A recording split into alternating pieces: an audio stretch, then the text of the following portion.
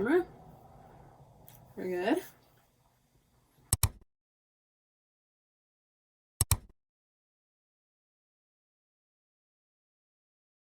Hello. Today, I'm going to be doing a book review of John Steinbeck's The Pearl.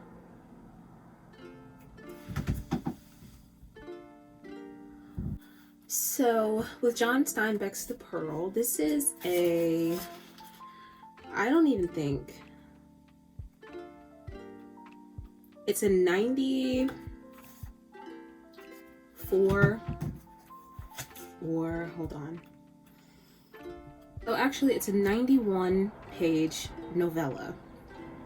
And the blurb on the back reads, "For the diver Kino, finding a magnificent pearl means the promise of a better life for his impoverished family. His dream blinds him to the greed and suspicions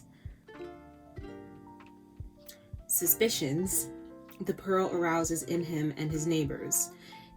Even his loving wife cannot temper his obsession or stem the events leading to tragedy." For Steinbeck, as Linda Wagner Martin writes in her introduction, Kino and his wife illustrate the fall from innocence experienced by people who believe that wealth eases all problems. This Penguin Classics edition includes original illustrations of the pearl by Mexican artist Jose Clement Orozco. Hopefully I didn't butcher that. But I think that is a great summary of this book. It follows Kino from the very beginning. He wakes up and he's with his family. His wife, Juana, is right next to him. She is watching him as he awakes, and they begin their day, and something terrible happens, something that I couldn't even imagine, because this insect, the closest thing to this insect that I have, or that I know of, is spiders where I live, and I'm terrified of spiders, so yeah. But there is I don't want to call it a tragedy, but there is a misfortune that takes place that leads Kino to go a-fishing, go a-diving for a pearl, because his and Juana's baby, Coyotito, falls ill, and he finds this pearl he calls the Pearl of the World, and what the novel is named after, the pearl. And all sorts of crazy things begin to happen to this family after they take this pearl into their possession, and it leads to theft, assault, and ultimately murder. And it's like, when Kino found this pearl, he imagined, amassing this wealth, and he had the purest of intentions. What he wanted most of all was to put Coyotito through school. He wanted to educate Coyotito, because these people, they're Indian people, American Indian people, and they're very impoverished, and they live in these huts, and they struggle day to day trying to figure out what they're going to eat and how they're going to provide for themselves. And the only thing of value that Coyotito really has is this boat, which he uses to dive and whatnot. And so with this pearl, he thinks of all these things that could change his life, and all these things that he can finally afford. Clothes, utilities for his work, a new boat, a harpoon, and such. But the thing that means most to him is putting Coyotito through school, because these people, they don't have a formal education, and they don't know how to read. And it's talked about a bit in this book, where they, how important, it is to have a generation that knows how to read and knows how to communicate in society at large, and how important education is in the pursuit of that. And I thought that it was written very beautifully, and I thought that it was written it's very simplistic writing, but it was very moving, and I don't know how to describe it, but Steinbeck handles writing about this topic and these people whom he had no relation to. He handles it so carefully, and there's a dignity he writes these people with. And I think that John Steinbeck, through his writing, he really knew how to write people, and how to write an experience. He knew how to shape a world and an environment and an ambience as you read his work. And I wish I had the words to explain the way he crafted this story, because it's so small, but it is mighty. It is indeed a mighty work that impacted me. And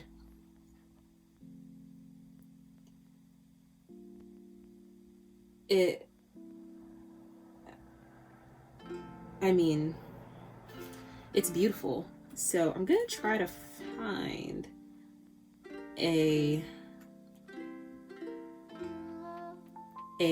yes, this is the exact passage that really just kind of shook me. He had said, "I am a man," and that meant certain things to Juana.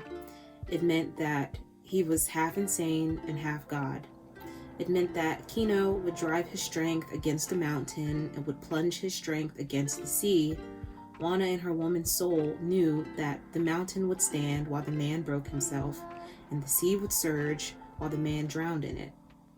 And yet, it was this thing that made him a man, half insane and half God. And Juana had need of a man, and she could not live without a man. Although she might be puzzled by these differences between man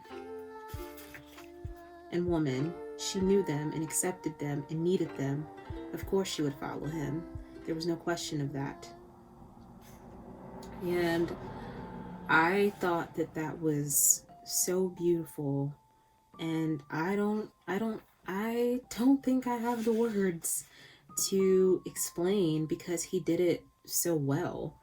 And that sums up this story, I think, really well in its essence. It's this man wanting to provide for his family, wanting to give his family a new and better life, and yet this pearl comes into their life, and it seems like everything falls apart when it was meant to come into their lives and change it for the better, but it ultimately changed everything in their lives for the worst.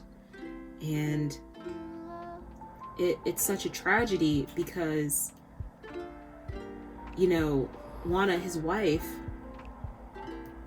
she wanted to get rid of the pearl early on. Once those first batch of misfortunes began to kind of rock their home life, she wanted to get rid of it. But Kino was set on being able to put Kayotito through school, and that was kind of his driving force. But as you go through the story, you see him gradually change and gradually become more and more paranoid because of this pearl. And you think maybe it's better just to lead this simple life in this case. It would have been better, no doubt, because if he would have rid himself of the pearl at every point where he had the opportunity to, the worst possible outcome wouldn't have happened. Because when you end the story, you start the story with this whole family, and then you end it and they're not whole, they're broken in more ways than one. And this I really don't know what to say, because education is important, and you should be able to read and understand the world around you. You can't really understand the world around you if you can't read, if you don't have an education. And so I do agree with that, but in this instance,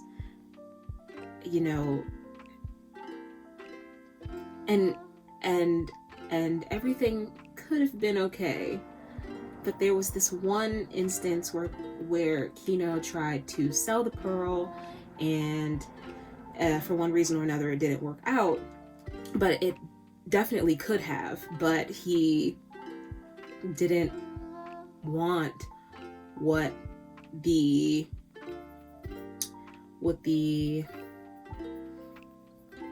I don't know, let's call them jewelers, or the pawn shop workers weren't willing to pay what he thought it was worth, and he just still held on to it with another idea in mind.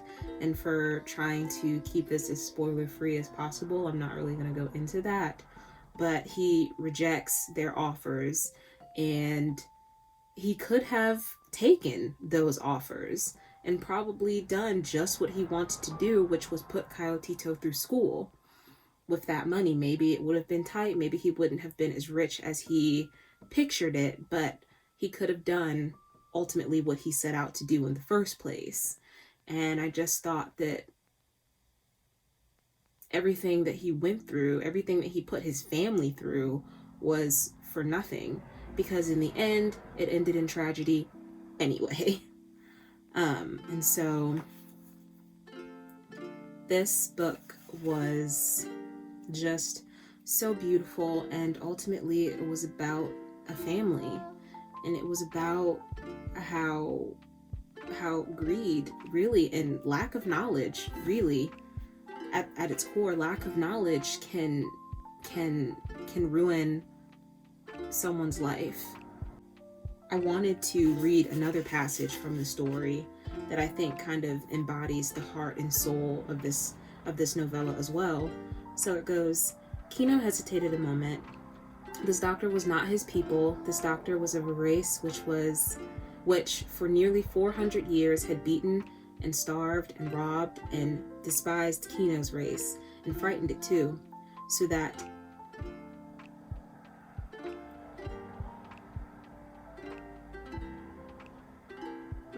the Indian came humbly to the door. And as always, when he came near to one of this race, Kino felt weak, afraid, and angry at the same time.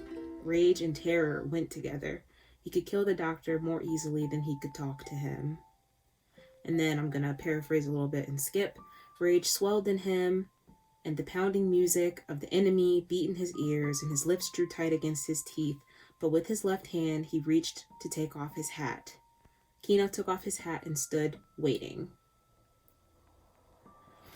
And so that's kind of another another layer to this story is, you know, race politics. And so I just thought that this book was handled so well and was handled with such care, written so truthfully, coming from the pen of a white man. It rung through so truthfully and so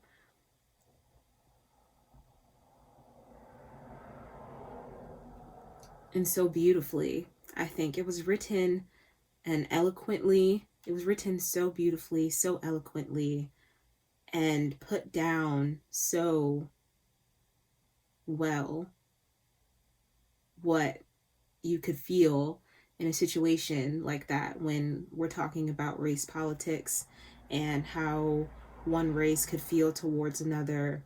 And just, this book was just, it does what so many classics do. It taught me, and it helped me to see that we're all just people. Because if John Steinbeck could write such a powerful little novella about something that he probably knew little about personally, but still understood, and could write such a beautiful and enlightening and eloquent, concise piece of work, then I think that I would say it's a job well done. And I don't know, I haven't officially given this a rating, but I think I'll give it a 4.5. I think I'm gonna go ahead and rate John Steinbeck's The Pearl 4.5 stars, and because it was just wonderful, and it was a beautiful character study of this family, and some very beautiful passages in here. As you can see, I marked it up quite a bit, so it was a great read. It was a great read. I enjoyed it a lot, and I guess that about wraps this video up, and I thank you for watching, and I hope wherever you are, you have a good day, you read a good book, and yeah, I'll see you when I see you.